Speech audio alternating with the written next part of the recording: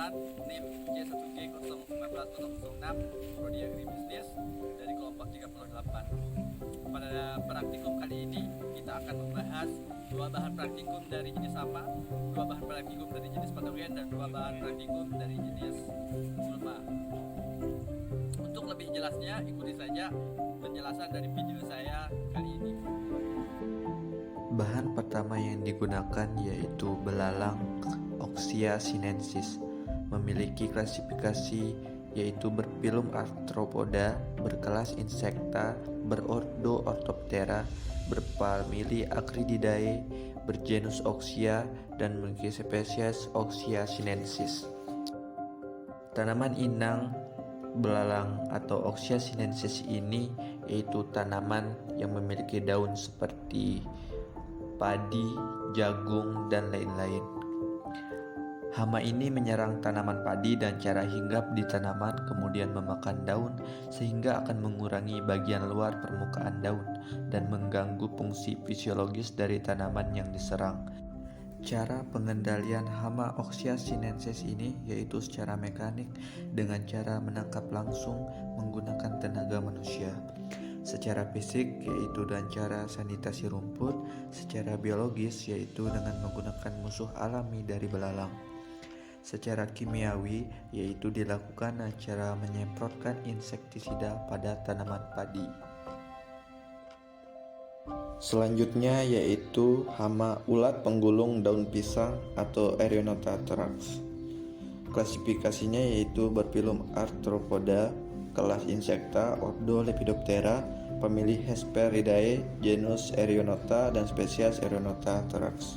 Cara menyerang hama ini yaitu kupu-kupu menghisap madu bunga pisang dan melakukan kopulasi sambil berterbangan pada waktu sore dan pagi hari serta bertelur pada malam hari. Telur diletakkan berkelompok sebanyak kurang lebih 25 butir pada daun pisang yang masih utuh. Ulat yang masih muda warnanya sedikit hijauan, tubuhnya tidak dilapisi lilin, sedangkan ulat yang lebih besar berwarna putih kekuningan dan tubuhnya dilapisi lilin. Pupa berada di dalam gulungan daun, berwarna kehijauan dan dilapisi lilin. Panjang pupa lebih kurang 66 cm dan mempunyai belalai atau proboscis. Siklus hidup berkisar antara 5-6 minggu. Gejala serangan yang ditimbulkan yaitu daun yang diserang ulat biasanya digulung sehingga menyerupai tabung, dan apabila dibuka akan ditemukan ulat di dalamnya. Ulat yang masih muda memotong tepi daun secara miring lalu digulung hingga membentuk tabung kecil. Di dalam gulungan tersebut ulat akan memakan daun. Apabila daun dalam gulungan tersebut sudah habis, maka ulat akan pindah ke tempat lain dan membuat gulungan yang lebih besar. Apabila terjadi serangan berat, daun bisa habis dan tinggal pelepah daun yang penuh dengan gulungan daun. Cara pengendalian hama ulat penggulung daun pisang ini yaitu secara mekanis. Daun pisang yang tergulung diambil, kemudian ulat yang ada di dalamnya dimusnahkan. Secara biologi yaitu dengan menggunakan pemanfaatan predator seperti burung gagak dan kutilang. Selanjutnya yaitu bahan dari jenis patogen yaitu Fusarium sp dan Mucor sp.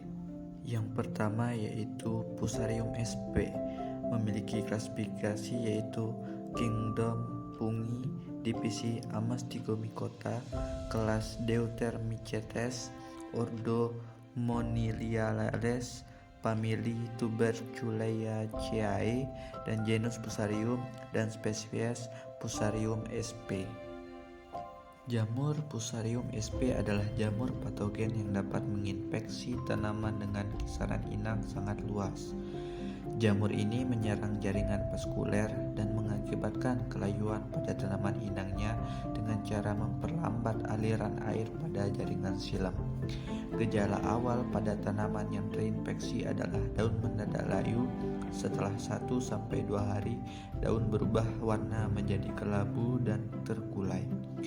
Batang bagian bawah berwarna hijau kekuningan, dan apabila penularannya berat, warnanya menjadi coklat kekuningan. Batang pada ruas paling bawah empulurnya membusuk dan terlepas dari kulit batang dan batangnya menjadi lembek. Pelayon ini dapat menghentikan semua transportasi hara ke biji sehingga bobot biji menurun. Fusarium sp mempunyai tanaman indang seperti cabai, tomat, kacang tanah, jagung, dan lain-lain. Cara pengandalian Fusarium sp ini yaitu secara kultur teknis dan mekanik, yaitu dengan penggiliran tanaman serta menanam tanaman yang bukan inangnya.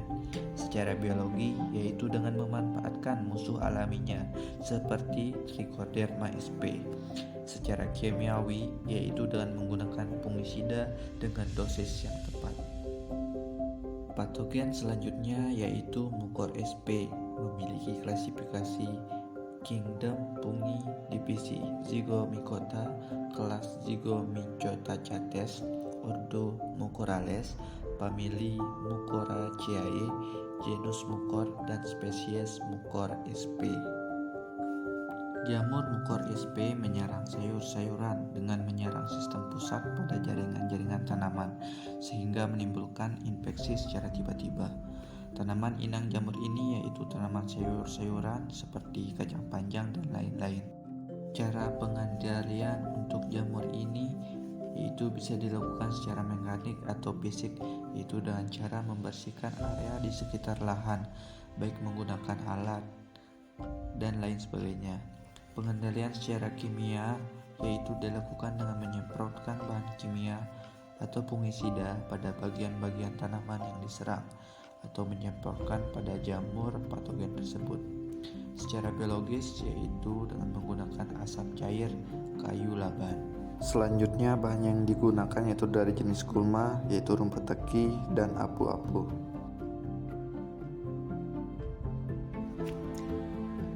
Yang pertama yaitu rumput teki atau Cyperus rotundus, memiliki klasifikasi kingdom Plantae, subkingdom Trachythiophyta, subdivisi Spermatophyta, kelas Magnothiophyta, subkelas Conenidae, ordo Cyperates, famili Cyperaceae, genus Cyperus, dan spesies Cyperus rotundus. Rumput teki atau Cyperus rotundus merupakan gulma yang biasa dijumpai pada lahan terbuka. Rumput teki banyak tumbuh dan subur karena dapat beradaptasi dengan baik. Rumput teki merupakan tanaman perennial atau tahunan yang dapat tumbuh hingga mencapai 140 cm. Agen penyebaran dari rumput teki adalah aliran air. Kerugian akibat rumput teki adalah dapat menghambat pertumbuhan tanaman serta bisa menjadi inang dari berbagai hama. Habitat hidup di darat seringkali ditemukan di lapangan, kebun, dan lahan pertanian. Pengendalian yang dapat dilakukan yaitu secara mekanik dengan mencabut langsung, menginjak, membabat, membakar, memakai musa, dan atau pengolahan lahan. Secara kultur teknik yaitu bisa dengan pengaturan pola tanam pada tanaman pokok, pengaturan jarak tanam, dan rotasi tanam. Secara biologi yaitu dengan memanfaatkan hama yang dapat mengganggu pertumbuhan gulma. Sedangkan secara kimia yaitu dengan menggunakan bahan kimia herbisida dan menyemprotkannya langsung kepada gulma tersebut. Selanjutnya yaitu gulma apu-apu atau Pistia stratiotes, memiliki klasifikasi yaitu kingdom Plantae, berfilum Trachyophyta, kelas Liliospida, ordo Alimatales, famili Araceae, genus Pistia, dan spesies Pistia stratiotes. Apu-apu atau Pistia stratiotes adalah gulma berdaun lebar yang sering dijumpai di atas permukaan air.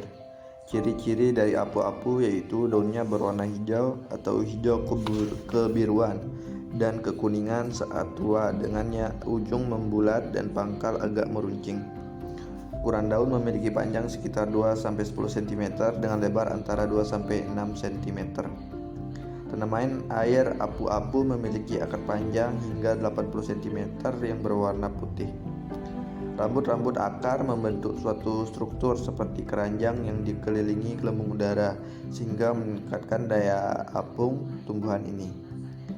Tanaman apu-apu ini tumbuh di air yang tenang seperti danau, kolam, rawa-rawa hingga sungai yang aliran airnya tidak deras.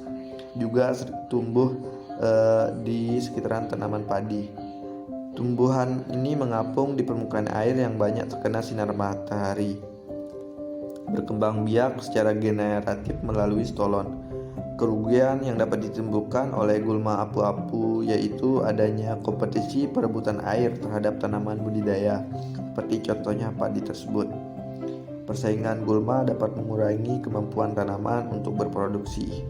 Cara pengendalian yang bisa dilakukan yaitu secara mekanik dengan cara mengeluarkannya langsung dari air, dan sedangkan secara kimia dilakukan dengan menggunakan herbisida dikuat beserta kombinasinya.